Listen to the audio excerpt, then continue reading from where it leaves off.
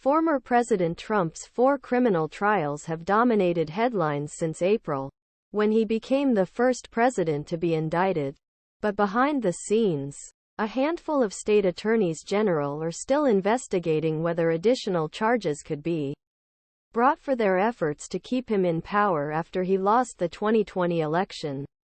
At least 4 prosecutorial branches in 2020 swing states are still investigating lists of so-called fake electors, who tried to falsely certify that Trump won that year's presidential election. Investigations into swing states could have significant ramifications for Trump, his allies, and led to even more legal trouble for former president, especially with federal Georgia lawsuits filed over his efforts to overturn the progress of 2020 election results. The alternative voter plan, spearheaded by Trump lawyer John Eastman and supported by other lawyers, relied on former Vice President Mike Pence to certify fake voter rolls in battleground states that supported Trump, rather than actual electoral votes cast for Biden.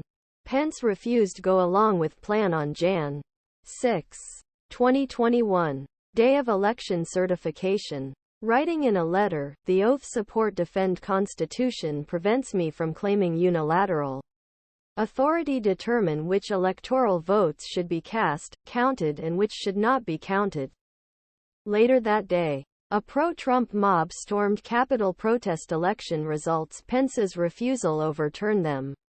Fake voters allegedly gathered in Georgia, Arizona, Michigan, Pennsylvania, New Mexico, Nevada, and Wisconsin and claimed, without any basis, that they were duly elected voters from their home states.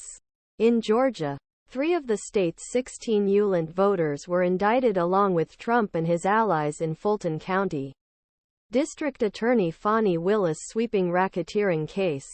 Some other alternate voters are also known to have accepted immunity deals. There are already 3 alternate electors: former state GOP chairman David Shafer, Shawn Still, current state senator, and Cathleen Latham, a local Republican official, argued in court filings that they were acting under direction of Trump, showing first signs of a fracture among 19 defendants charged in case. Kenneth Chesebro, Trump's co-defendant in Georgia, pleaded guilty last month to 1 count of conspiracy to submit false documents. He is credited with helping plan the alternative voter plan. Following his guilty plea, Chesebro's attorney asked the court change probation rules to allow travel Nevada, Arizona, and Washington D.C. for ongoing investigations into election cases. Mr. Chesebro must be able to travel to these jurisdictions, meet with counsel. The filing said. Several defendants charged Georgia and under investigation in the federal election overturning case were key players. Alternative voter schemes implemented across the country after Trump lost.